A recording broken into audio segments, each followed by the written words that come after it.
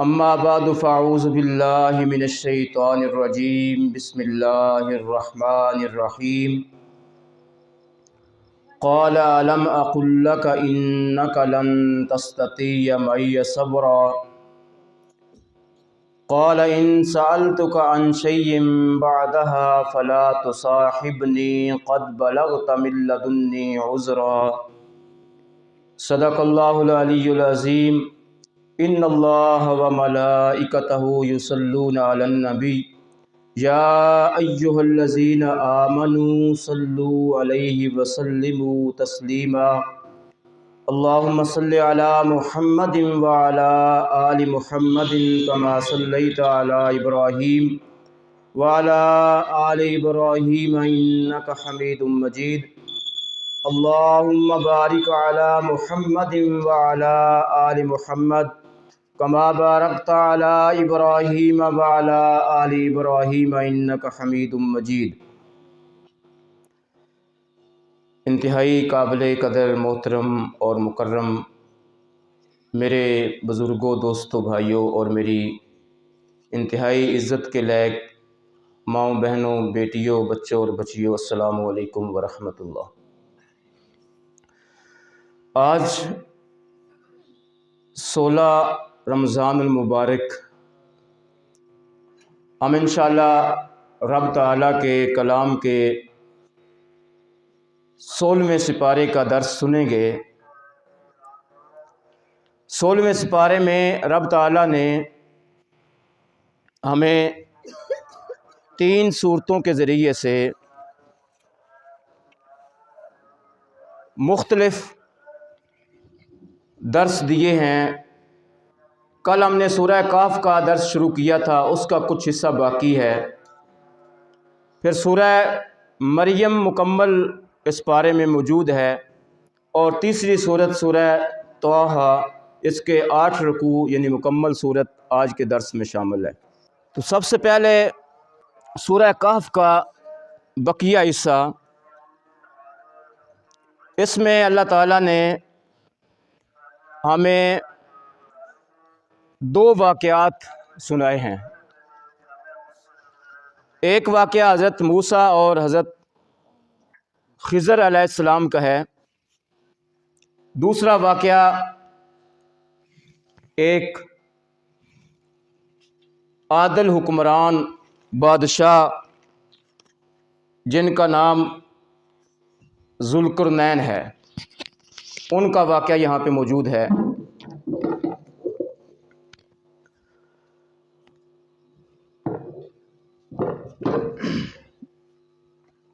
سب سے پہلا واقعہ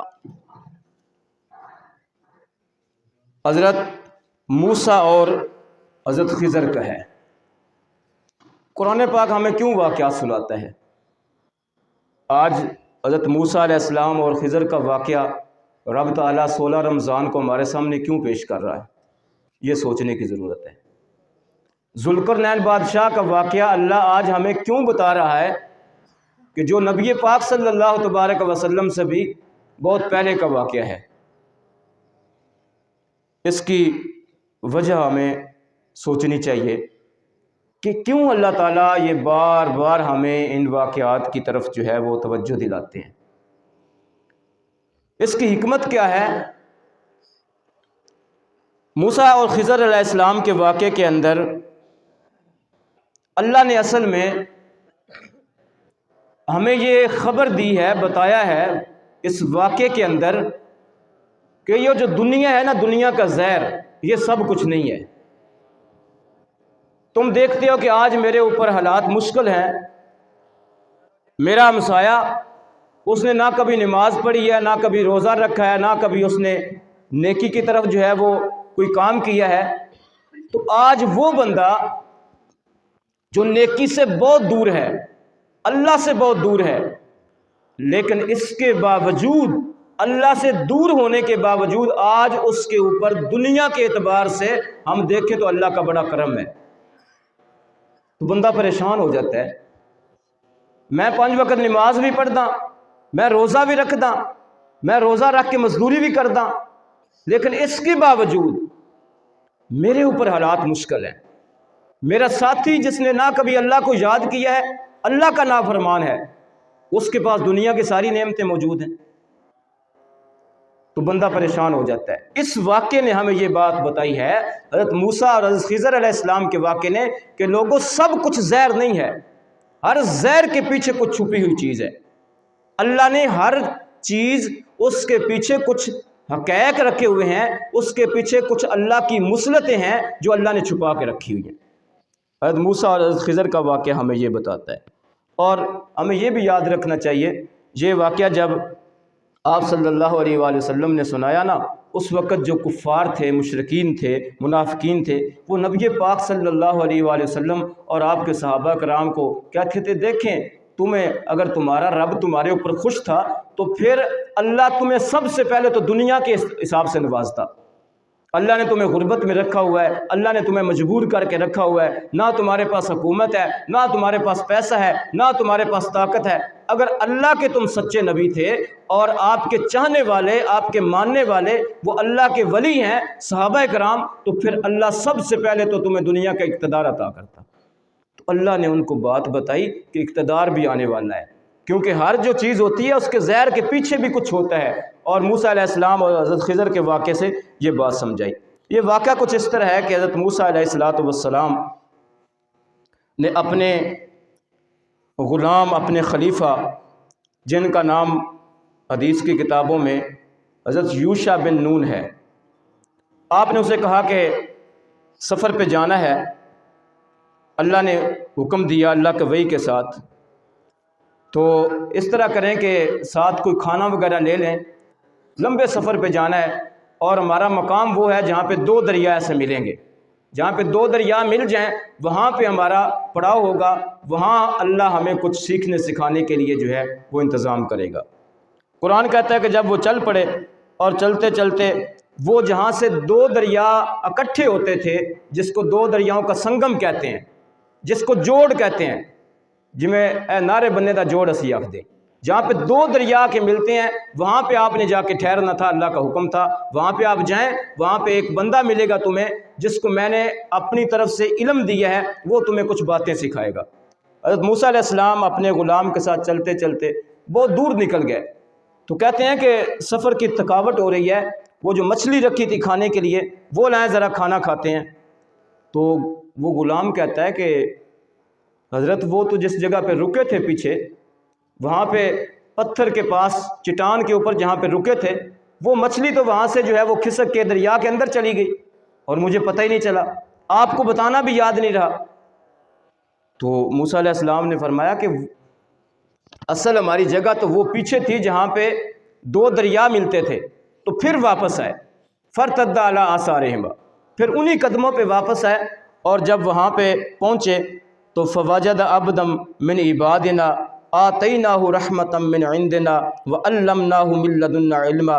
اللہ فرماتے ہیں وہاں پہ ایک بندے سے ملاقات ہوئی جس کو ہم نے اپنی رحمت سے نوازا تھا اور ہم نے اپنی طرف سے اس کو علم عطا کیا تھا۔ موسیٰ علیہ السلام اسے کہتے ہیں اے اللہ کے بندے، ہم آپ سے کچھ سیکھنا چاہتے ہیں، کیا تو ہمیں اپنے ساتھ رکھے گا؟ تو وہ کہتے ہیں کہ حضرت خضر تھے، وہ کہتے ہیں کہ نہیں، کیونکہ مجھے جو اللہ نے علم دیا ہے اس کی بنا پہ آپ میرے ساتھ نہیں رہ سکتے، کیونکہ میرے پاس اللہ کا دیا ہوا وہ علم ہے کہ ایک ظاہری ہوتا ہے، ایک باطنی ہوتا ہے، تو آپ میرے ساتھ جائیں گے تو آپ صبر نہیں کریں گے۔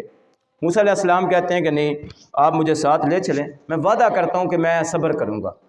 خیر موسیٰ علیہ السلام اور حضرت خضر چل پڑے، چلتے چلتے آگے گئے تو ایک کشتی پہ سوار ہوئے، نئی کشتی تھی بالکل بہترین 0 میٹر۔ جب کشتی پہ سوار ہوئے تو تھوڑا سا آگے جانے کے بعد خضر جو تھے انہوں نے کشتی کو ایک طرف سے کاٹ دیا، نقصان پہنچا دیا کشتی کا، توڑ دیا کشتی کو۔ موسیٰ علیہ السلام فوراً بول اٹھے، کہتے ہیں کہ آپ نے ایسے کیوں کیا؟ نئی کشتی ہے اور آپ نے اس کو توڑ دیا۔ تو حضرت خضر کہتے ہیں کہ قال الم اقل انک لن تستطیع معی صبرا، قال انک لن تستطیع معی صبرا، میں نے کہا نہیں تھا تو میرے ساتھ صبر نہیں کر سکے گا۔ موسیٰ علیہ السلام کہتے ہیں چلو غلطی ہو گئی، تو اس کے بعد میں کوئی بات آپ سے نہیں پوچھوں گا، مجھے اپنے ساتھ رکھیے۔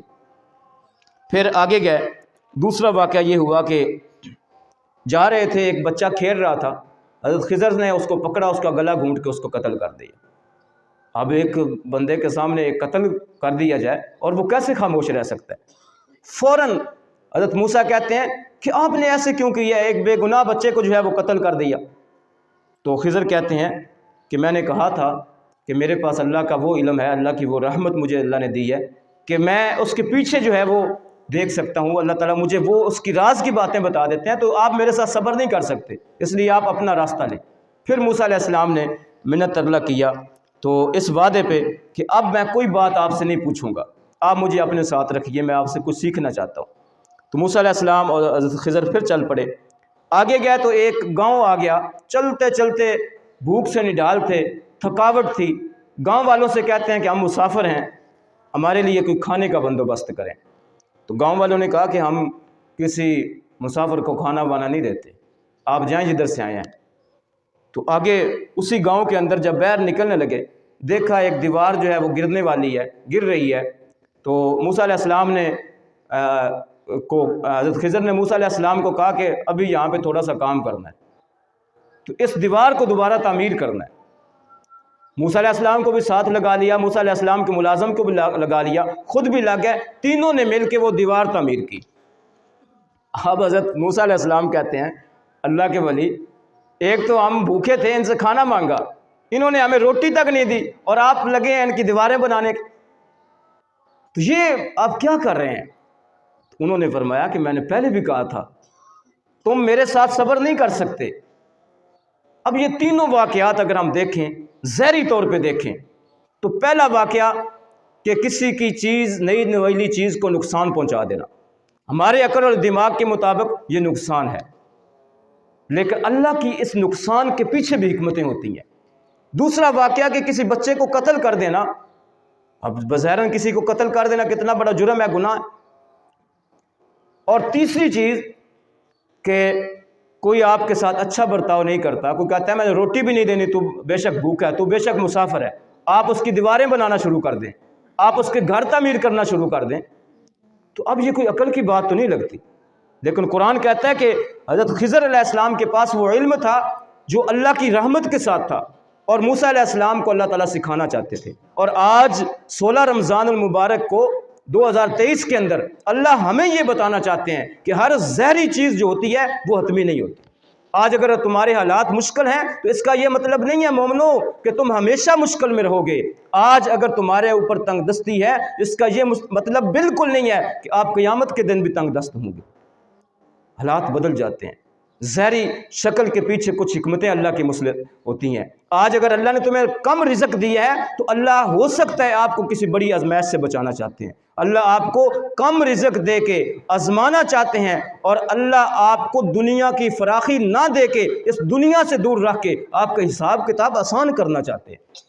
آج جن لوگوں کو تم بڑی بڑی کوٹھیوں اور کاروں میں دیکھتے ہو، اس کا یہ مطلب ہرگز نہیں ہے کہ اللہ ان کے اوپر خوش ہے اور ہمیشہ اسی طرح وہ رہیں گے۔ کل مرنے کے بعد جب ان کو حساب دینا پڑے گا تو آپ اس وقت خوش ہوں گے کہ شکر ہے مجھے یہ نہیں دیا گیا، آج اگر میرا بھی اس طرح حساب ہوتا تو کاش میں بھی کامیاب نہ ہو سکتا۔ جی اس واقعہ کے اندر ہمارے دلوں کو تسلی ہے کہ جن کو اللہ نے آج اقتدار دیا ہے، حکومت دی ہے، اس کی خواہش کرنے والے تم نہ بنو۔ ہو سکتا ہے یہ حکومت تمہارے پاس آ جائے تو تم بھی ان کی طرح ظالم بن جاؤ، اس لیے اللہ نے جس حال میں رکھا ہے اللہ کا شکر ادا کرو۔ پھر جب یہ تیسرا واقعہ ہوا تو حضرت خضر نے فرمایا کہ میں نے اب آپ کو ساتھ نہیں رکھنا۔ حضرت موسیٰ علیہ السلام کے اور حضرت خضر کے راستے الگ ہو گئے، لیکن حضرت خضر فرماتے ہیں کہ میں آپ کو ان 3 باتوں کے پیچھے جو چھپی ہوئی باتیں ہیں وہ بتاتا ہوں۔ پہلی بات کہ میں نے اس کشتی کو کیوں خراب کیا، اس لیے کہ وہ کشتی یتیموں کی کشتی تھی، مسکینوں کی کشتی تھی، غریب لوگوں کی کشتی تھی جو دریا کے اندر مزدوری کرتے تھے۔ ہم جدھر جا رہے تھے آگے ایک بادشاہ ہے، وہ اپنے بادشاہت کے بل بوتے پہ ہر نئی کشتی کو اپنے انڈر کر لیتا ہے، یعنی چھین لیتا ہے، جس کو کہتے ہیں قومیانہ کرنا۔ وہ کہتا ہے کہ یہ ہماری ملکیت ہے۔ تو اب اگر ہم اس کشتی کو اسی طرح لے کے جاتے جس طرح نئی نویلی تھی، تو پھر وہ بادشاہ ان مسکینوں کی کشتی لے لیتے اور وہ بیچارے کنگال ہو جاتے۔ جن کا ذریعہ آمدن روزگار ہی صرف وہ کشتی تھا۔ اس لیے میں نے اس حکمت کے تحت کہ تھوڑا سا نقصان کرنے سے وہ بادشاہ سے بچ جائے گی، میں نے اس کشتی کو نقصان پہنچایا۔ پہلی بات کی تعویل۔ دوسری بات کہ میں نے لڑکے کو کیوں قتل کیا؟ فرمایا کہ اس کے جو والدین ہیں وہ بڑے نیک لوگ ہیں، تو یہ بچہ جب میں نے اس کو دیکھا تو مجھے جو اللہ نے علم عطا کیا تھا، مجھے اللہ کے علم کے مطابق جو اللہ نے مجھے رحمت اپنی سے نوازا ہے، مجھے محسوس ہوا کہ یہ بچہ جو ہے یہ بڑا ہو کے نافرمان بنے گا، اب یہ بڑے بڑے گناہ کرے گا، یہ اپنے والدین کے لیے راحت کا باعث نہیں بنے گا بلکہ اپنے والدین کے لیے مشکل کا باعث بنے گا۔ اب ان والدین کو مشکل سے بچانے کے لیے میں نے اس بچے کو قتل کر دیا، اور یہ اللہ کے حکم کے ساتھ تھا، میں نے کوئی جرم نہیں کیا۔ اللہ یہ چاہتے تھے کہ یہ نیک لوگ جن کا یہ بچہ ہے وہ مشکل میں نہ پڑے، تو بظاہراً ان کو مشکل سے بچانے کے لیے بچے کو میں نے قتل کر دیا۔ آج دیکھیں اگر کسی کا بچہ فوت ہو جاتا ہے تو اس کو اللہ کی رضا کے اوپر خوش ہو جانا چاہیے، اللہ کی رضا کے اوپر راضی ہو جانا چاہیے۔ ہو سکتا ہے کہ اس بندے کے گناہ اتنے ہوں کہ اللہ اس معصوم بچے کے ذریعے سے، اس معصوم بچی کے ذریعے سے، اس اولاد کے ذریعے سے بندے کو اللہ تعالیٰ آخرت میں معاف کرنا چاہ رہا ہو، اور ہم ادھر جو ہے ہر وقت جو ہے اللہ کے سامنے شکوہ کرتے رہیں کہ یا اللہ تو نے مجھ سے اولاد چھین لی۔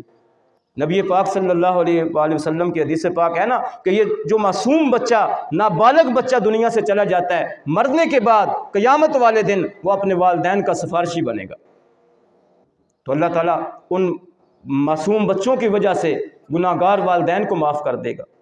تو یہاں پہ اس طرح جو ہے حکمت بتائی گئی کہ اس بچے کو قتل کرنے کی وجہ ان کے والدین کو مشکل سے بچانا تھا۔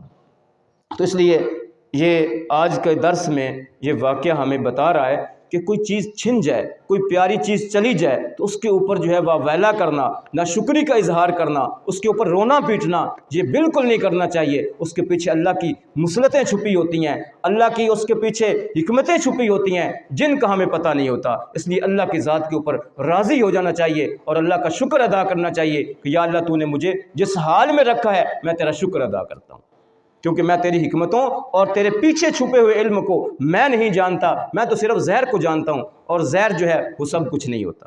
تیسری بات، حضرت خضر علیہ السلام نے حضرت موسیٰ علیہ السلام کو تعویل بتائی کہ میں نے گاؤں والوں کی دیوار کو کیوں ٹھیک کیا جبکہ انہوں نے ہمیں کھانا بھی نہیں دیا، انہوں نے ہمارے ساتھ برا سلوک کیا، ہم نے ان کے ساتھ اچھا سلوک کیا۔ تو ایک تو واقعہ ہمیں یہ بتاتا ہے کہ جو آپ کے ساتھ برا کرے اس کے ساتھ برا نہ کرے، اس نے اپنے طور پہ کیا، تم اپنے طور پہ اچھائی کے ساتھ اس کے ساتھ سلوک کرو۔ تو حضرت خضر بتاتے ہیں کہ یہ جن کی دیوار تھی وہ گاؤں میں چھوٹے چھوٹے یتیم بچے ہیں جن کی یہ دیوار تھی، ان کا والد ایک نیک آدمی تھا، جب وہ مرنے لگا اس کے پاس بہت سارا خزانہ تھا، اس نے سوچا کہ اب یہ خزانہ اگر میں کسی کو دے کے جاؤں گا، چاچے مامے کو دے کے جاؤں گا تو وہ تو ہو سکتا ہے کھا جائیں، تو اس نے اللہ پر توکل کرتے ہوئے یہ خزانہ جو بچوں کا تھا نیچے دبا کے اوپر دیوار کر دی کہ جب بچے بڑے ہوں گے دیوار جب کھودیں گے تو نیچے سے جو ہے وہ خزانہ جو ہے اس کو نکال لیں گے۔ تو اب یہ دیوار گر رہی تھی، اگر یہ دیوار گر جاتی تو خزانہ تو اوپر آ جانا تھا اور ان لوگوں نے جو ہے وہ یتیموں کا مال کھا جانا تھا۔ تو اس لیے میں نے اللہ کے دیے ہوئے علم اور حکمت کے ساتھ اس دیوار کو دوبارہ ٹھیک کر کے ان یتیموں کا خزانہ محفوظ کر دیا تاکہ جب وہ بڑے ہوں تو اس کو نکال لیں۔ تو اب ایک ظاہری چیز تھی اور ایک باطن میں تھی۔ تو اس طرح یہ واقعہ حضرت خضر اور حضرت موسیٰ علیہ السلام کا ہمیں بہت ساری حکمتیں دے کے جاتا ہے۔ کبھی مایوس نہ ہوں، کبھی زہر کے اوپر دیکھ کے کبھی اپنے آپ کو جو ہے وہ کم تر نہ سمجھے، کبھی زہر کے اوپر فیصلہ نہ کرے اور ہمیشہ اللہ کی رضا کے اوپر راضی رہے۔ دوسرا واقعہ جو یہاں پہ ذکر کیا گیا وہ حضرت ایک بادشاہ کا واقعہ ہے، ذوالقرنین بادشاہ کا، اور اس میں ہمیں اللہ تعالیٰ آج کیوں یہ واقعہ بتا رہے ہیں؟ اس لیے کہ دیکھیں کہ ایک جو اچھا بادشاہ ہوتا ہے، اچھا حکمران ہوتا ہے، اس کی خوبیاں کیا ہوتی ہیں، اس کی کوالٹیز کیا ہوتی ہیں، وہ اپنی عوام کے ساتھ کیسا ہوتا ہے۔ یہ اللہ تعالیٰ ہمیں بتا رہے ہیں اچھے حکمران کی، تاکہ جس وقت ہم حکمران کا انتخاب کرنے لگیں تو ان خوبیوں کو اپنے مد نظر رکھیں۔ یہ اللہ کی حکمت ہے یہ آج ہمیں واقعہ بتانے کی۔ تو دیکھیں قرآن تو ہمیں ہر چیز بتا رہا ہے، ہم کہتے ہیں ہمیں پتہ کوئی نہیں ہے، قرآن تو سب کچھ بتا رہا ہے۔ فرمایا کہ وَيَسْأَلُونَكَ عَنْ ذِي الْقَرْنَيْنِ، اے میرے حبیب صلی اللہ علیہ وآلہ وسلم یہ آپ سے ذو القرنین کے بارے میں پوچھتے ہیں۔ تو یہ جو سورۃ کہف ہے نا، اس کے اندر 3 جو بڑے واقعات ہیں، ایک اصحاب کہف کا واقعہ، دوسرا حضرت موسیٰ اور حضرت خضر کا واقعہ، اور تیسرا ذو القرنین بادشاہ کا واقعہ۔ یہ تینوں واقعات نبی پاک صلی اللہ علیہ وآلہ وسلم سے پوچھا گیا۔ مشرکین نے، منافقین نے پوچھا کہ اللہ کے رسول اصحاب کہف کون تھے، ذو القرنین بادشاہ کون تھا، موسیٰ اور خضر کا واقعہ کیسے پیش آیا؟ تو وہ آپ کو آزمانا چاہتے تھے۔ اللہ نے ایک طرف تو ان مشرکین کے منہ کے اوپر یہ تماچا مارا کہ تم میرے حبیب کو آزمانے کے لیے جو باتیں کرتے ہو، میں اس کے لیے قرآن بنا کے جو ہے وہ تمہیں رہتی دنیا تک کے لیے ایک تو تمہیں جواب دوں گا، اور رہتی دنیا تک کے لیے سبق آموز واقعات میں اپنی کتاب کے اندر محفوظ کر دوں گا۔ تو یہاں پہ تیسرا واقعہ ذو القرنین بادشاہ کا ہے۔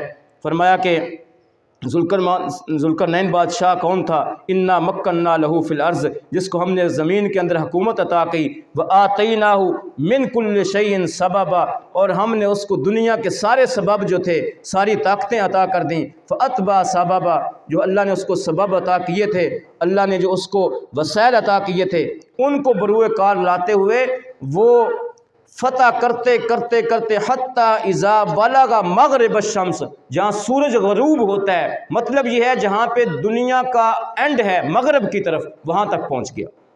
پھر کیا ہوا؟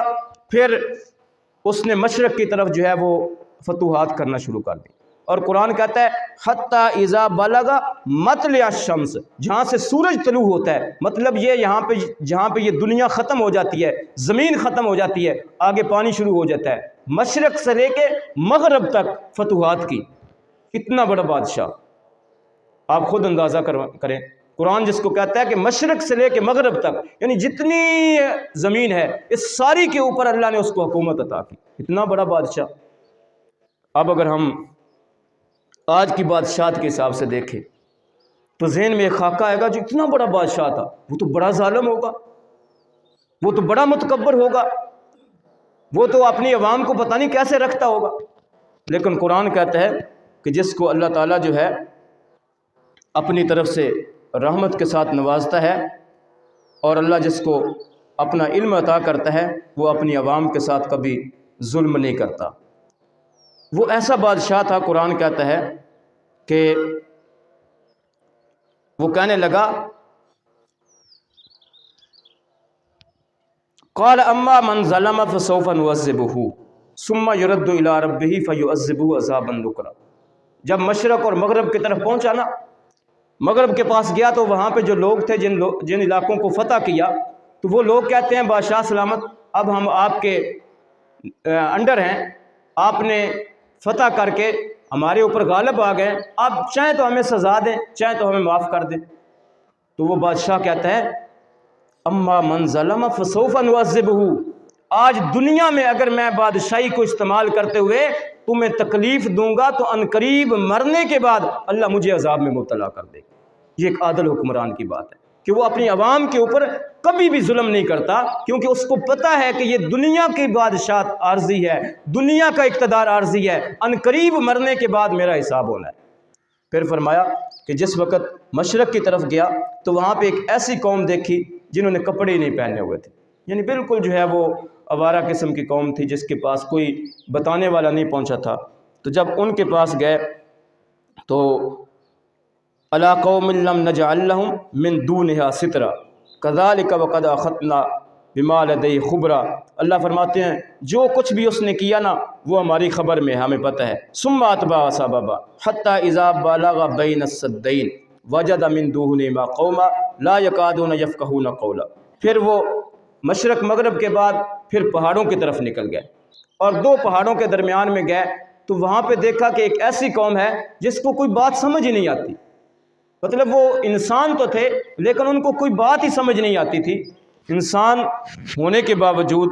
تو جب وہاں پہ گئے تو وہاں پہ دیکھا کہ وہاں پہ کچھ لوگ ہیں، انہوں نے کہا کہ اے بادشاہ سلامت، یہاں پہ کچھ ایسے لوگ ہیں ظالم کہ جو ہمیں ہمیشہ تنگ کرتے ہیں، اور روایات سے پتہ چلتا ہے کہ یہ جو یاجوج ماجوج ہیں، اس قوم کا ذکر ہے یہاں پہ، یہ حضرت نوح علیہ السلام کے بیٹے، ان کی آگے جو ہے وہ آل کے اندر سے لوگ تھے جو ان لوگوں کو تنگ کرتے تھے۔ تو انہوں نے حضرت ذوالقرنین سے کہا، بادشاہ ذوالقرنین سے کہا کہ یہ لوگ ہمیں بڑا تنگ کرتے ہیں، آپ ہمارے لیے کوئی بندوبست کریں۔ اب یہاں پہ اللہ ایک اور باریکی کی بات بتا رہے ہیں کہ اللہ جس کو دنیا کی حکمرانی عطا کرتا ہے تو وہ عوام کو ایک دوسرے کے اوپر بھی ظلم نہیں کرنے دیتے۔ تو حضرت جس وقت ذوالقرنین بادشاہ کو انہوں نے شکایت لگائی تو ذوالقرنین بادشاہ نے کہا کہ اس طرح کرتے ہیں کہ قال ما مکنی فیہ ربی خیر فاعینونی بقوۃ اجعل بینکم و بینہم ردما، کہ مجھے اللہ نے بڑی طاقت دی ہے، آپ اس طرح کریں کہ میری مدد کریں، آپ میرے ساتھ لگ جائیں، ہم مل کے کوئی ایسا بندوبست کرتے ہیں کہ آج کے بعد یہ یاجوج ماجوج آپ کو تنگ نہیں کریں گے۔ آگے قرآن کہتا ہے کہ پھر انہوں نے کیا کیا، آتونی زبر الحدید، لوہے کی بڑے بڑے جو ہے وہ پلیٹیں لا کے وہ رکھی گئیں، پھر آگ جلائی گئی، پھر اس لوہے کو پگھلایا گیا اور ایک بڑی دیوار جو ہے وہ درمیان میں کھڑی کر دی گئی۔ ایسی دیوار تھی جس کو نہ تو وہ توڑ سکتے تھے نہ اس کے اوپر سے پھلانگ کے آ سکتے تھے، ان دو پہاڑوں کے درمیان وہ دیوار بنا دی گئی۔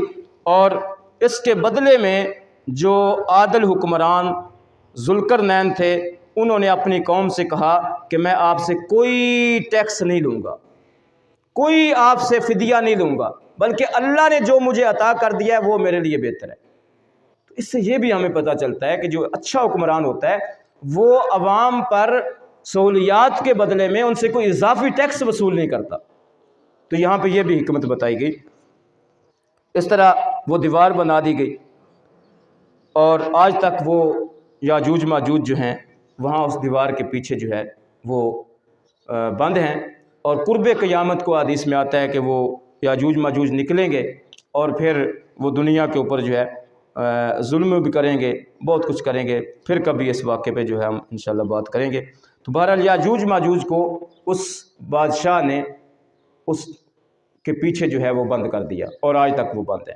تو اس واقعہ سے اللہ تعالیٰ نے ایک حکمت بتائی ان لوگوں کو کہ دیکھو آج تم میرے حبیب صلی اللہ علیہ وآلہ وسلم کو آج تم کمزور سمجھ رہے ہو، آج تم سمجھ رہے ہو کہ یہ مسلمان جو چند ہیں ان کی حکمرانی کب ہوگی، لیکن ایک وقت آنے والا ہے کہ جس وقت اللہ میرے نبی کو اقتدار عطا کریں گے اور میرے نبی جو ہیں اقتدار میں آنے کے بعد ایک بہترین حکمران ثابت ہوں گے، جو عدل کریں گے، جو ظلم نہیں کریں گے، اپنی عوام کے ساتھ انصاف کریں گے اور اس دنیا کو انصاف دے کے جائیں گے۔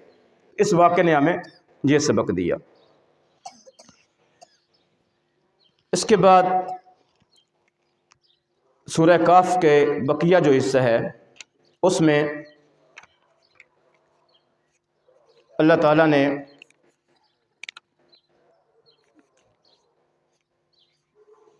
ہمیں یہ بات بتائی ہے کہ یہ جو تینوں واقعات آپ کے سامنے آئے ہیں، تینوں واقعات، ایک سورہ کاف کے شروع میں اصحاب کاف کا واقعہ، دوسرا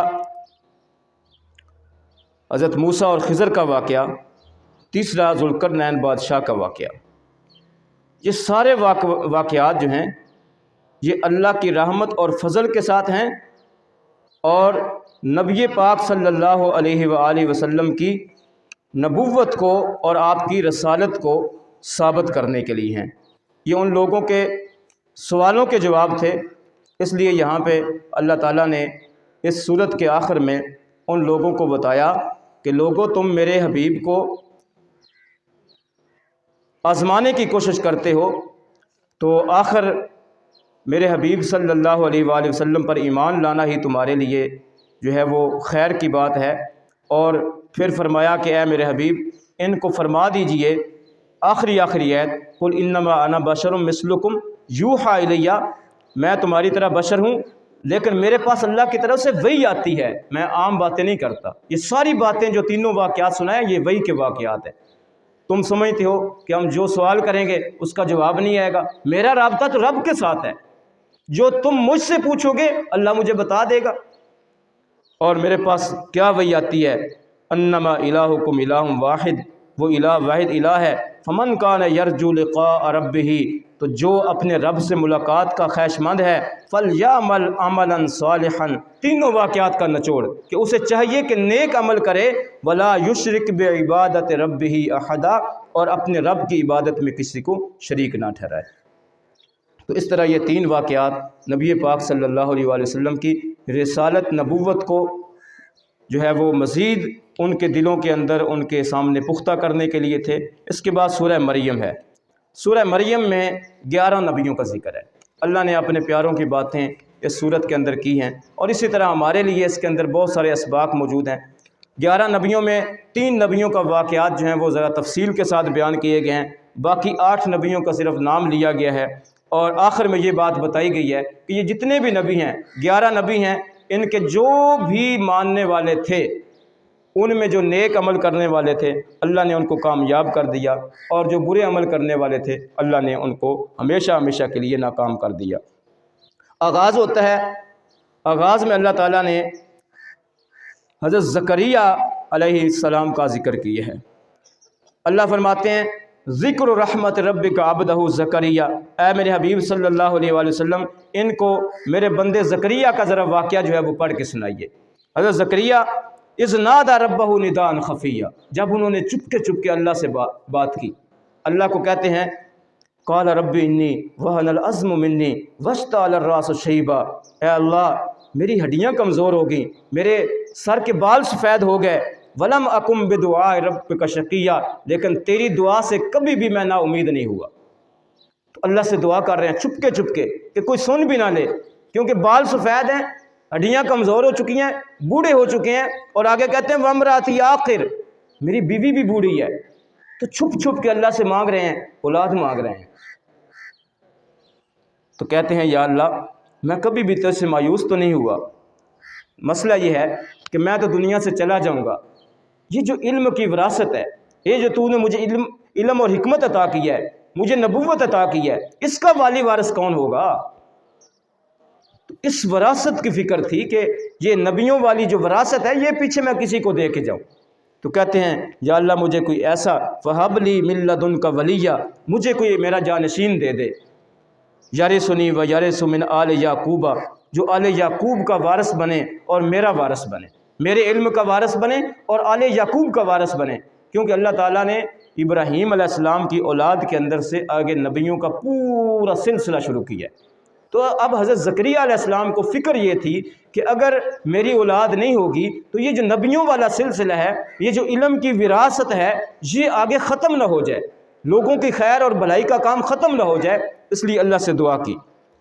اللہ فرماتے ہیں کہ ہم نے پھر ان کی دعا کو سنا، اور ہم نے کہا یا زکریا انا نبشرک بغلام، ہم تجھے بیٹے کی خوشخبری دیتے ہیں، اسمہ یحییٰ، جس کا نام یحییٰ ہوگا۔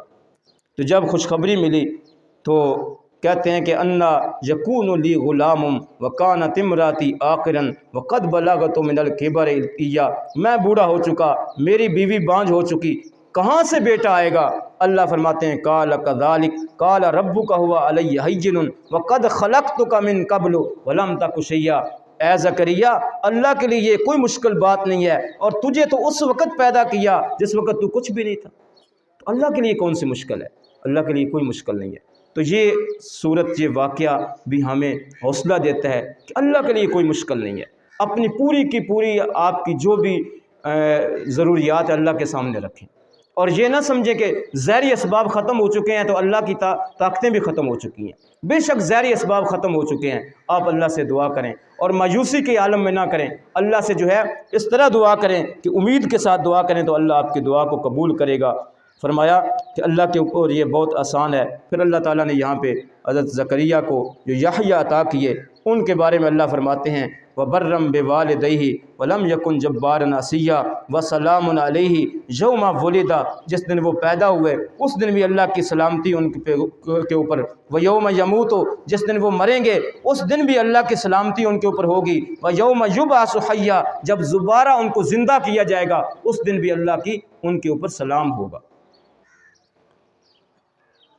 آگے مریم علیہ السلام کا واقعہ ہے۔ تو اس واقعہ نے ہمیں کیا دیا؟ اس واقعہ نے ہمیں یہ سبق دیا کہ حضرت زکریا علیہ السلام کی طرح کبھی بندے کو اللہ سے مایوس نہیں ہونا چاہیے۔ جیسے وہ مایوس نہیں ہوئے اسی طرح ہمیں بھی مایوس نہیں ہونا چاہیے، اور ظاہری اسباب کے اوپر کبھی توکل نہیں کرنا چاہیے کہ ظاہری اسباب ختم ہو گئے، مایوس کبھی بھی نہیں ہونا چاہیے۔ اللہ سے ہمیشہ جو ہے وہ لو لگائے رکھنی چاہیے۔ جب اللہ سے لو لگائیں گے تو اللہ تعالیٰ ضرور جو ہے وہ اپنی رحمتوں سے نوازے گا۔ مریم علیہ السلام کا قصہ ہے۔ حضرت مریم علیہ السلام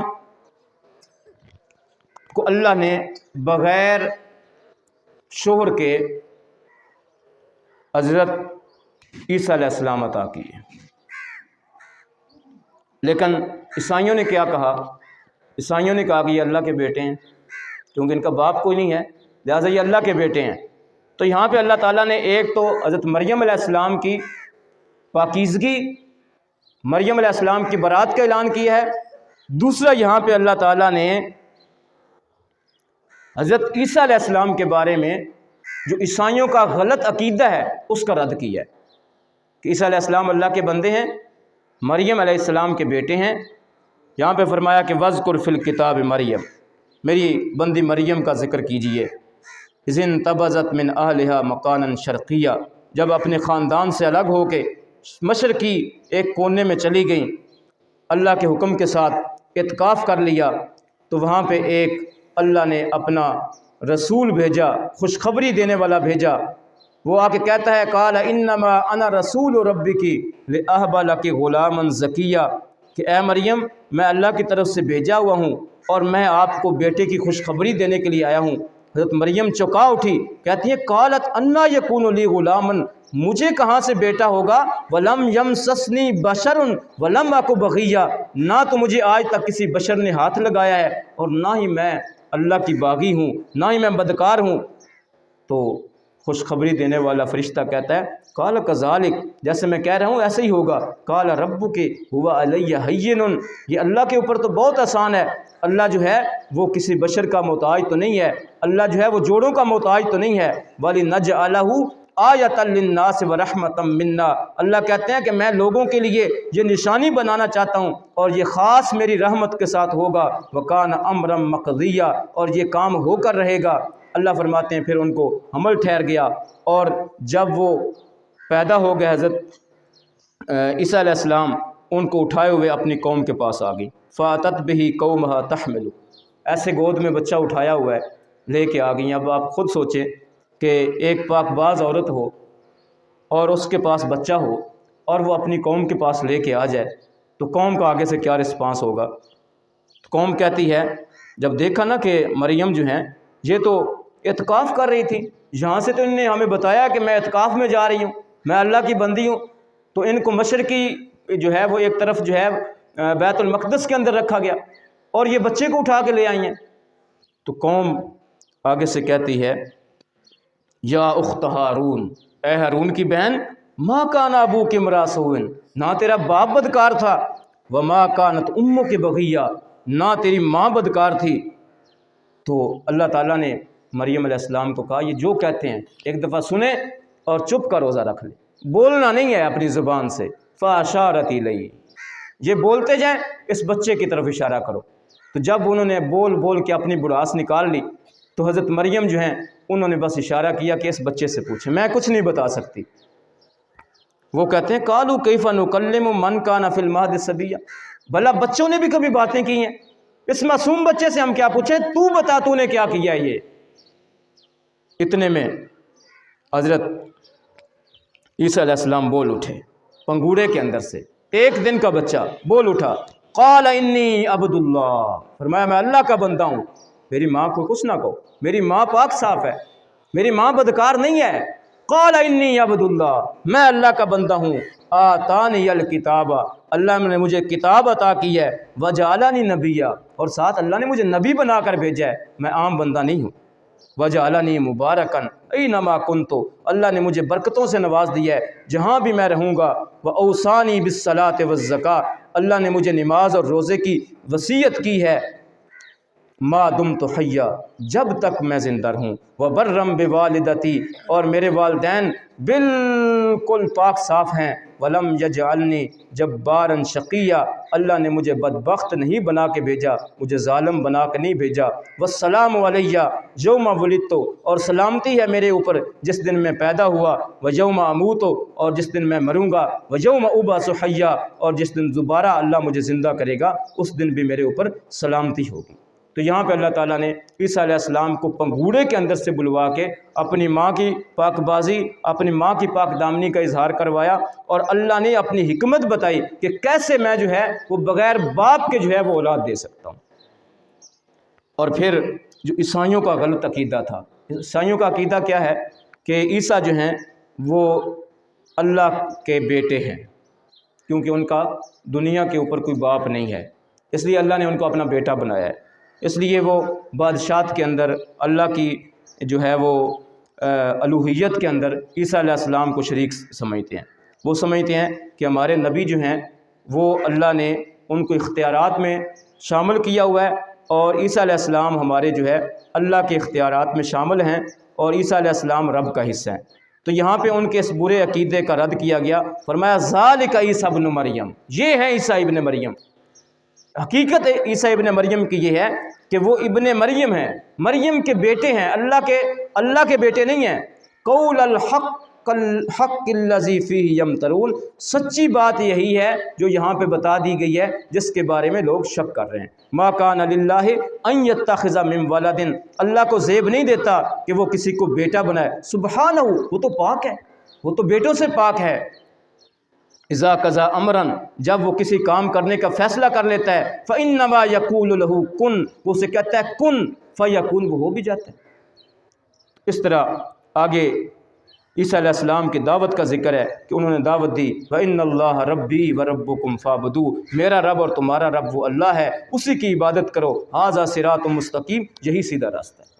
تو یہاں پہ تین چیزیں، ایک حضرت مریم علیہ السلام کی پاک دامنی، اسی طرح حضرت عیسیٰ علیہ السلام کا حضرت مریم علیہ السلام کے ساتھ پاس پیدا ہونا، اور اس کے بعد جو ہے وہ حضرت عیسیٰ علیہ السلام کے بارے میں عیسائیوں کا غلط عقیدہ، اس کا رد، اور تیسری چیز حضرت عیسیٰ علیہ السلام کی وہی دعوت جو سارے نبیوں کی توحید کی دعوت ہے، اس کا یہاں پہ ذکر کیا۔ پھر آگے تیسرے نمبر پہ حضرت ابراہیم علیہ السلام کا واقعہ موجود ہے۔ ابراہیم علیہ السلام اللہ کے نبی ہیں اور جلیل القدر نبی ہیں۔ نبی پاک صلی اللہ علیہ وآلہ وسلم کو بھی فرمایا گیا کہ آپ بھی ملت ابراہیمی کے اوپر قائم ہو جائیں، اور ابراہیم علیہ السلام کا جو ذکر قرآن پاک کے اندر بار بار کیا گیا ہے وہ اس لیے کیا گیا ہے کہ آپ جد الانبیاء ہیں، انبیاء کے باپ ہیں۔ ابراہیم علیہ السلام کی نسل کے اندر سے آگے جو ہے وہ انبیاء کا پورا سلسلہ جو ہے وہ جاری ہوا ہے۔ یہاں پہ فرمایا کہ ابراہیم اور آپ کے جو والد ہیں ان کا یہاں پہ واقعہ موجود ہے۔ ابراہیم علیہ السلام کے والد جو تھے وہ بت پرست تھے، بت بناتے تھے، بت بیچتے تھے، بتوں کی پوجا کرتے تھے، بتوں کی پوجا کی طرف لوگوں کو ترغیب دیتے تھے۔ باقاعدہ اس وقت جو بادشاہ تھا اس کے دست راست تھے، اللہ نے ایک ایسے آدمی کے گھر میں ابراہیم پیدا کر دیے کہ جہاں پہ بت پرستی تھی۔ ہمیشہ اللہ تعالیٰ اس طرح کے واقعات ہمیں سنا کے بتانا یہ چاہتے ہیں کہ دیکھیں اللہ خیر کے اندر سے شر اور شر کے اندر سے خیر پیدا کرتے ہیں۔ کبھی بھی ایسے نہ سمجھیں کہ یہاں پہ برائی ہے تو ہمیشہ برائی رہے گی، اللہ برائی کے اندر سے اچھائی کو نکالتے ہیں، اور اچھائی کے اندر جو ہے وہ اللہ تعالیٰ بعض اوقات برائی پیدا کر دیتے ہیں، اس لیے ہمیں سنبھل کے چلنا چاہیے۔ ابراہیم علیہ السلام کا یہاں پہ ذکر ہے، وَاذْكُرْ فِي الْكِتَابِ ابراہیم إِنَّهُ كَانَ صِدِّيقًا نَبِيًّا، اللہ فرماتے ہیں وہ سچے نبی تھے۔ اِذْ قَالَ لِأَبِيهِ يَا أَبَتِ، جب انہوں نے اپنے باپ کو مخاطب کر کے کہا اے ابا جان، لِمَ تَعْبُدُ مَا لَا يَسْمَعُ وَلَا يُبْصِرُ وَلَا يُغْنِي عَنْكَ شَيْئًا، ایسی بڑی تقریر کی، فرمایا کہ اے ابا جان آپ ان کی عبادت کیوں کرتے ہیں، ما لا یسمعو، نہ سنتے ہیں، ولا یبصرو، نہ دیکھتے ہیں، ولا یغنی عنک شیئا، نہ تمہارے کاموں میں تمہارا کوئی مدد کر سکتے۔ تو تین ہی کام ہو سکتے ہیں، نہ سنتے ہیں، نہ دیکھتے ہیں، نہ مدد کر سکتے ہیں، تو کیوں ان کی پوجا کرتے ہیں؟ آگے یہ پورا واقعہ موجود ہے کہ پھر وہاں آپ کے باپ جو تھے انہوں نے آپ کو گھر سے نکال دیا، آپ نے جاتے ہوئے کہا قال سلام علیک ساستغفر لک ربی انہ کان بی خفیہ، جب باپ نے گھر سے نکال دیا نا تو باپ کے ساتھ بدتمیزی نہیں کی۔ اور یہ یاد رکھیں کہ باپ مشرک بھی ہو، باپ کافر بھی ہو، باپ جو ہے وہ بے شک اللہ کا نافرمان ہو، دنیا کے معاملے میں اللہ کہتا ہے اس کی نافرمانی نہیں کرنی۔ جاتے ہوئے کہتے ہیں ابا جان آپ کی اوپر اللہ کی سلامتی ہو، میں آپ کے لیے اللہ سے دعا ضرور کروں گا۔ پھر وہاں سے الگ ہو گئے۔ آگے پھر ذکر ہے کہ اللہ تعالیٰ نے کیسے ان کو باپ کے گھر سے نکلے تو کیسے اللہ نے نوازا۔ اس سے اگلے رکوع میں اللہ تعالیٰ نے کچھ نبیوں کے نام لیے ہیں۔ ان انبیاء میں 8 نبیوں کا نام ہے۔ حضرت موسیٰ علیہ السلام کا نام ہے، اسی طرح جو ہے وہ حضرت اسماعیل علیہ السلام کا نام ہے، حضرت ہارون علیہ السلام کا نام ہے، اسحاق علیہ السلام، یعقوب علیہ السلام، ادریس علیہ السلام، آدم علیہ السلام اور حضرت نوح علیہ السلام کا ذکر ہے۔ ان 8 نبیوں کا ذکر کرنے کے بعد، 3 نبیوں کا پیچھے ذکر کرنے کے بعد، 11 نبیوں کا ذکر کرنے کے بعد اللہ نے فرمایا کہ یہ سارے نبی جو تھے یہ میرے برگزیدہ بندے تھے۔ اولئک الذین انعم اللہ علیہم من النبیین من ذریۃ آدم، یہ سارے نبی جو تھے یہ سارے بڑے میرے برگزیدہ بندے تھے اور میں نے ان کو اپنے انعام و اکرام کے ساتھ نوازا تھا۔ لیکن کیا ہوا؟ فخلف من بعدہم خلف، ان کے بعد کی جو اولادیں تھیں وہ ایسی اولادیں تھیں اضاعوا الصلاۃ، جنہوں نے نماز کو ضائع کر دیا، واتبعوا الشہوات، اور خواہشات کے پیچھے چل پڑے، فسوف یلقون غیا، ان قریب اللہ ان کو پکڑ لے گا۔ یعنی جس وقت نبیوں کی اولادیں بھی خراب ہو جائیں، نبیوں کی اولادیں، نبیوں کی نسلیں بھی اللہ کہتا ہے کہ جس وقت جو ہے وہ نماز کو ضائع کرنے لگ جائیں اور اپنی خواہشات کے اوپر زندگی گزارنا لگ جائیں تو پھر اللہ ان قریب ان کو جو ہے وہ پکڑ لیتے ہیں۔ تو اس میں ہمارے لیے سورہ مریم کے اندر یہی اس کا نتیجہ ہے کہ اللہ نے اپنے پیاروں کا ذکر کیا اور ساتھ یہ کیا کہ جو ان کے راستے سے ہٹ گئے اللہ ان کو ضرور ان قریب پکڑ لے گا۔ تو ہمارے لیے اس میں ہدایت یہ ہے کہ ہم اللہ کے بتائے ہوئے راستے کے اوپر چلیں، اور وہ راستہ جو نبیوں کا راستہ نہیں ہے، اچھا راستہ نہیں ہے، قرآن کا راستہ نہیں ہے، اس کو ہم چھوڑ دیں۔ تیسری سورت سورہ طٰہٰ ہے۔ ذرا ٹائم بتا دیجیے گا، ٹائم کیا ہو گیا؟ جی 40 منٹ ہو گئے، 20 منٹ باقی ہے۔ تیسری سورت سورہ مریم ہے۔ سورہ مریم میں شروع میں اللہ نے قرآن مجید کو نازل کرنے کا مقصد بتایا ہے، پھر اس کے بعد حضرت موسیٰ علیہ السلام کا تفصیلی یہاں پہ واقعہ موجود ہے کہ کیسے وہ مدین کے سفر کی طرف گئے، آپ کی بیوی آپ کے ساتھ تھی، پھر آگ لینے کے لیے گئے، اللہ نے نبوت عطا کر دی، پھر اللہ نے آپ کو 2 معجزے عطا کیے، اور پھر آپ کو ان معجزوں کے ساتھ کہا گیا کہ آپ فرعون کے پاس چلے جائیں جو اس وقت کا بڑا بادشاہ تھا۔ پھر آپ فرعون کے پاس گئے، اس نے جادوگروں کو بلایا، جادوگروں کو شکست ہوئی اور جادوگر ایمان لے آئے۔ موسیٰ علیہ السلام کو پھر قوم کو لے کر ہجرت کرنے کا حکم ہوا، فرعون پیچھے پیچھے چل پڑا اپنی پوری طاقت کے ساتھ، اللہ نے اس کو دریا کے اندر غرق کر دیا۔ اور پھر یہاں پہ اس سامری کا ذکر ہے، جو سامری جس نے قوم کو گمراہ کیا تھا موسیٰ علیہ السلام کے جانے کے بعد، اس کا ذکر ہے۔ پھر اس کے اوپر لعنت کا ذکر ہے کہ اللہ نے اس کے اوپر لعنت فرمائی، اور پھر یہاں پہ قیامت کا تذکرہ ہے، آدم اور ابلیس ان کا قصہ بیان کیا گیا ہے، اور آخر میں اللہ نے یہ سارے واقعات بتانے کے بعد قرآن سے روگردانی کا عذاب بتایا ہے۔ میں آج اس پہ تھوڑی سی بات کرنا چاہتا ہوں، کیونکہ میں یہ چاہتا ہوں کہ ہم سارے مل کے اس درس قرآن کی محفل کو 4 لوگوں تک محدود نہ رکھیں۔ ہم سب نے انشاءاللہ کوشش کرنی ہے، محنت کرنی ہے، اور ہم نے اس حویلی کو بھرنا ہے اللہ کے فضل سے۔ آپ سب بولیں انشاءاللہ۔ میری بچیاں، میرے بچے، میرے بزرگ، میری مائیں بہنیں، آج قرآن پاک کی اس آیت کو سمجھیں، سنیں۔ میں اس کے اوپر 10 منٹ بات کرنا چاہتا ہوں اور اس کے بعد ہمارا درس ختم ہو جائے گا۔ ہم نے آج یہ فیصلہ کرنا ہے کہ آج ہم جو مشکل میں پھنسے ہوئے ہیں اس کی وجہ کیا ہے، اللہ نے ہمیں بتا دی ہے، اور ہم نے اپنے اعمال کی اصلاح کرنی ہے اور اپنی حد تک کوشش کرنی ہے کہ ہم کوشش کریں جس مشکل گھڑی سے آج ہم دوچار ہیں، ہم اپنے گاؤں کو، اپنے جہاں تک ہماری آواز جا سکتی ہے ان لوگوں کو قرآن کی طرف لائیں، تاکہ اللہ کی رحمتیں ہمارے اوپر نازل ہوں اور ہم جس گرداب میں پھنسے ہوئے ہیں ہم اس سے نکل سکیں۔ اللہ فرماتے ہیں ومن اعرض عن ذکری، جس نے میرے ذکر سے روگردانی کی، ذکر سے مراد کیا ہے؟ قرآن مجید۔ جس نے قرآن سے منہ موڑ لیا، فإن لہ معیشۃ ضنکا، اس کے لیے دنیا میں کیا ہوگا؟ دنیا میں اس کے لیے معیشت تنگ کر دی جائے گی۔ معیشت کس کو کہتے ہیں؟ نظام معیشت پورا ایک نظام ہے، یعنی یہ کاروبار کے معاملات، کمانے کے معاملات، لین دین کے معاملات، جو مالی معاملات ہوتے ہیں اس کو معیشت کہتے ہیں۔ اللہ فرماتے ہیں کہ جس نے قرآن سے اعراض کر لیا فَإِنَّ لَهُ مَعِيشَةً ضَنْكًا، اس کی گزران ہم تنگ کر دیں گے۔ ترجمہ کرنے والوں نے اس کا کیا گزران زندگی کی گزر اوقات اس کی تنگ کر دیں گے۔ آج دیکھیں کیا ہماری صاحب کی گزران تنگ نہیں ہے؟ سب کی گزران تنگ ہے، ہر اعتبار سے دیکھیں۔ مہنگائی کا جو ہمارے اوپر سیلاب ہے، ہر بندہ پریشان ہے، پیسہ پورا نہیں ہوتا، تنگ دستیاں ہیں، ضرورتیں پوری نہیں ہوتی۔ اور دوسری طرف اگر دیکھا جائے گزرانے زندگی میں تو ہماری رشتہ داریاں کہاں پہ چلی گئی، ہمارے تعلق کہاں پہ چلے گئے، ہمارا معاشرہ تباہ ہو گیا۔ اخلاقی اعتبار سے دیکھیں کہاں گیا اخلاق۔ آج بچے والدین کے سامنے کھڑے ہو کے جو ہے وہ ان کے سوالوں کا جواب دے رہے ہوتے ہیں بدتمیزی کے انداز میں۔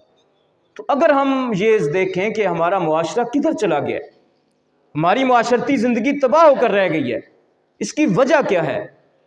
ہم نے اللہ کے قرآن سے اعراض کر لیا۔ ہم قرآن نہیں سیکھنا چاہتے، ہم قرآن کے قریب نہیں آتے، ہم قرآن سے دور ہو گئے، تو اللہ نے ہمیں زندگی ہمارے اوپر تنگ کر دی۔ آج ہر بندہ ڈپریشن کا شکار ہے، ذہنی طور پہ پریشان ہے۔ تو ذہنی طور پہ پریشان ہونا ہے جب اللہ کے کلام کا فیصلہ ہے، جب تم اس قرآن سے دور جاؤ گے تو میں تمہارا گزران تنگ کر دوں گا۔ اور میں آپ سے یہ کہوں گا کہ آپ سورہ طٰہٰ کی آیت نمبر 124 اس کا جا کے ترجمہ دیکھیے گا، آپ کے رونگٹے کھڑے ہو جائیں گے۔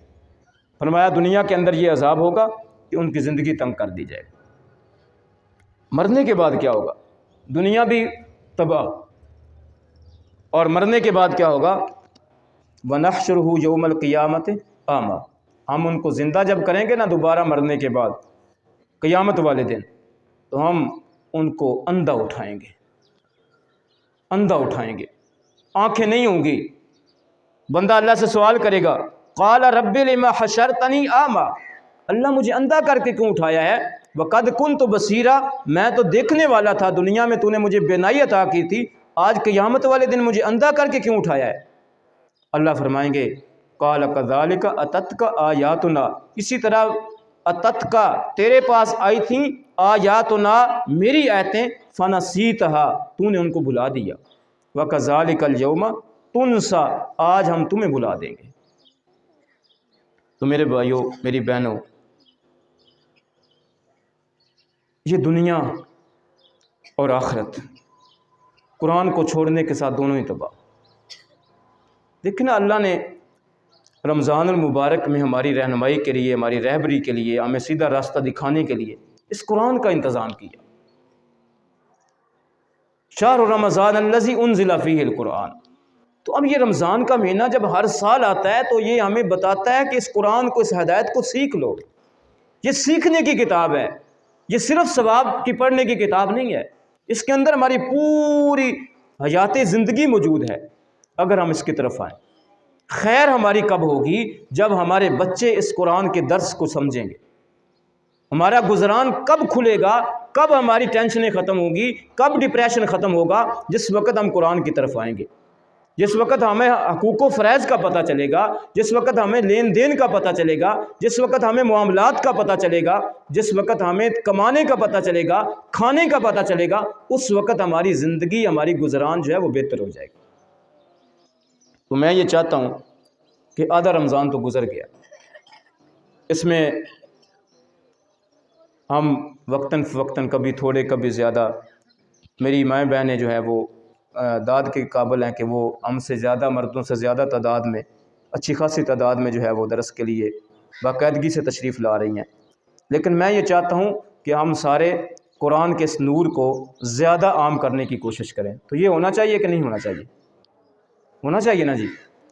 تو اس کے لیے آپ اپنی اپنی جگہ پہ بیٹھے ہوئے یہ اپنے دل سے وعدہ کریں، اور انشاءاللہ اللہ تعالیٰ جب آپ اخلاص نیت کے ساتھ وعدہ کریں گے تو اللہ اس میں برکت بھی ڈالے گا، اور انشاءاللہ العزیز اللہ تعالیٰ راہیں بھی کھول دے گا۔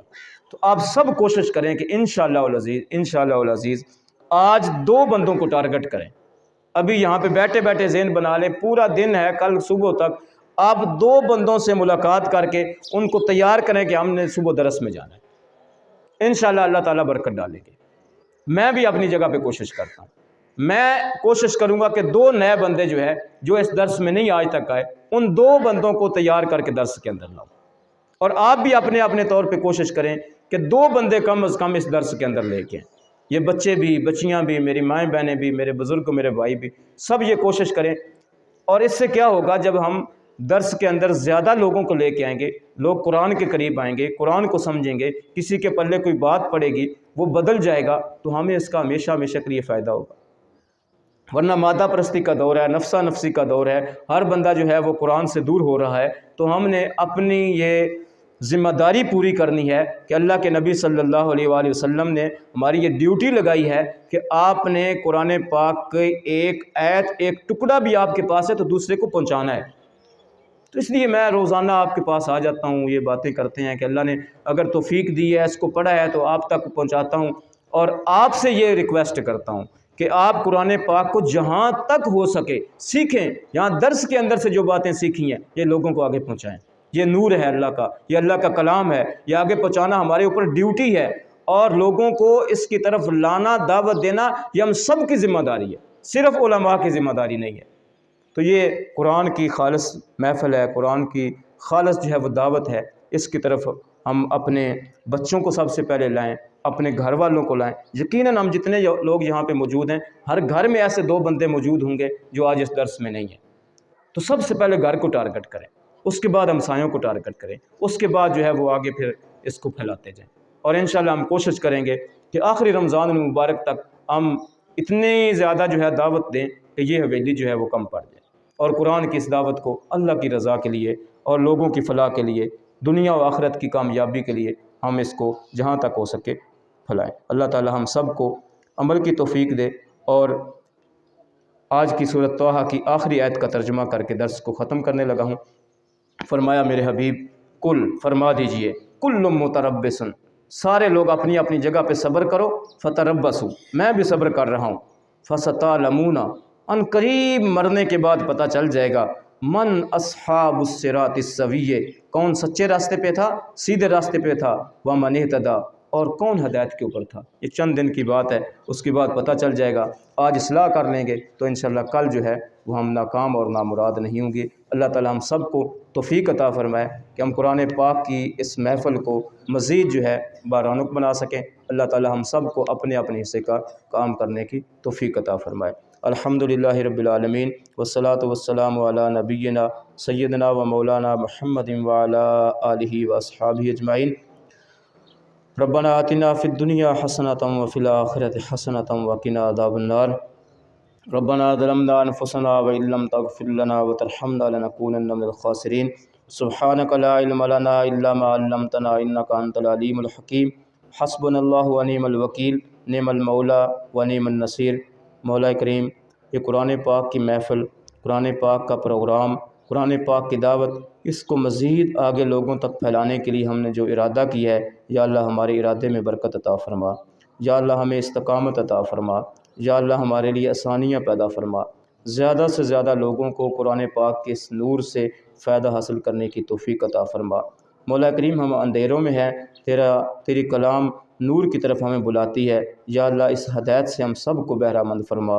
مولا کریم، دنیا کی زندگی یقیناً دھوکے کی زندگی ہے، لیکن ہم صرف دنیا کے لیے جی رہے ہیں، یا اللہ ہمیں آخرت کی فکر نصیب فرما، ہمارے اعمال کی اصلاح فرما۔ مولا کریم، ہم سب کو رزق حلال وافر عطا فرما، حرام سے بچا، مولا کریم برے اعمال سے بچا، نیکی کی توفیق عطا فرما۔ ہم سے آج سے پہلے جتنے بھی صغیرہ و کبیرہ گناہ ہوئے ہیں، یا اللہ سب کو معاف فرما۔ جتنے حاضرین محفل ہیں، میرے بھائی، میری بہنیں، میری مائیں، میرے بزرگ، میرے بچے اور بچیاں، سب کی جو دلی نیک خواہشات ہیں، یا اللہ ان کو پورا فرما۔ یا اللہ جس کے دل میں جو بھی اچھا مقصد ہے، یا اللہ اس کو اس اچھے مقصد میں کامیاب فرما۔ مولا کریم، اس محفل میں جو بھی کوئی بیٹھا ہوا ہے، بیمار ہے، کسی بھی مسئلے میں مبتلا ہے، یا اللہ ان کی پریشانیوں کو دور کر دے، ہمارے گھروں کو اپنی رحمتوں اور برکتوں سے نواز دے، یا اللہ ہمارے گھروں سے ہر قسم کی آفات کو مولا کریم دور فرما دے۔